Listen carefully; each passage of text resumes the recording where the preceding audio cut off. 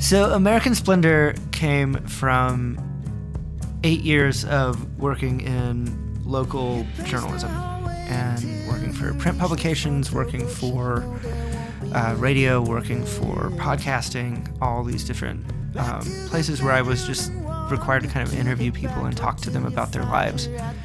And I wrote a lot about food insecurity, and so I ended up talking with people that were very much struggling to scratch out a living in modern America, and a lot of people that were just really wrestling with the idea that they didn't know if the American dream was really achievable for them. And these songs all kind of started with stories that I'd been told, or stories that had been relayed to me through my work.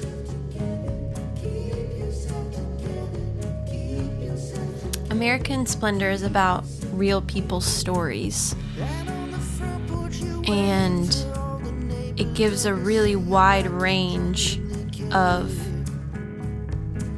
different people's experiences, but all of them you can relate to on a very humanistic, emotional level. When John and I were working together on this album, we didn't really know what we wanted or what we were trying to create, because we didn't have a specific sound in mind that we were trying to mimic.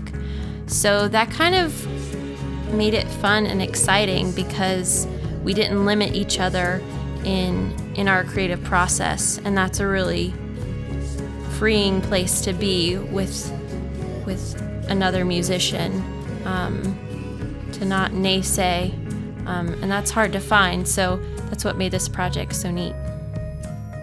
One of the coolest things about American Splendor to me is that in this record, we've made a really distinct attempt to kind of remove our egos and our personal influences from it.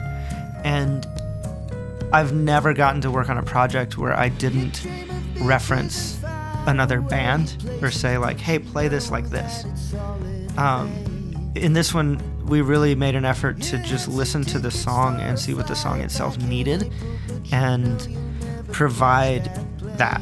And there were times where we would record entire string arrangements and just scrap them and be like, that doesn't suit the song, we need to start this over.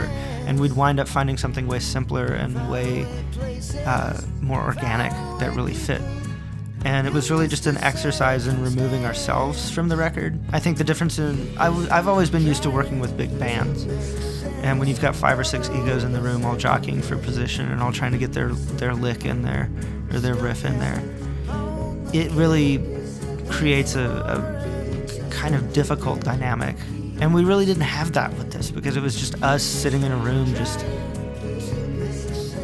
trying out ideas for each other and just playing and just having fun, and then we would go back in and see if it worked. And I think the result is a record that doesn't sound like anybody else. It's one of the first times I've ever made a record that I have a hard time comparing it to an influence of mine. I don't know who this sounds like, so I'm really curious for you guys to tell me who this sounds like.